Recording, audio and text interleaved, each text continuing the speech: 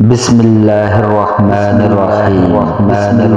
अल्लाह के नाम से शुरू, जो बड़ा मेहरबान निहायत रहने वाला है।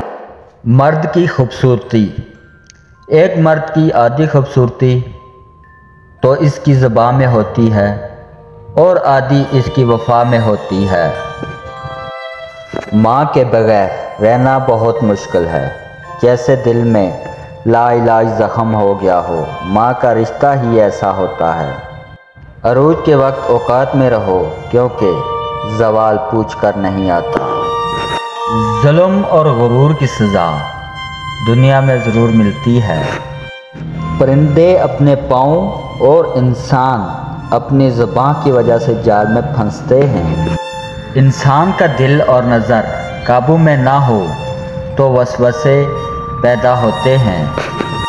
दुनिया के लिए आप एक शख्स हैं, लेकिन अपने घर वालों के लिए आप दुनिया हैं। जिनको रब से मांगने की आदत हो वो कभी भी खाली हाथ नहीं रहते। या अल्लाह, अपने सिवा किसी का मोहताज न करना, आमीन। मर्द का दिल जब औरत से भर जाता है तो वो 3 काम करता है। अपना लहजा बदल लेता है, औरत के किरदार पर उंगली उठाने लगता है और हर वक्त मसरूफ़ रहने के बहाने करता है।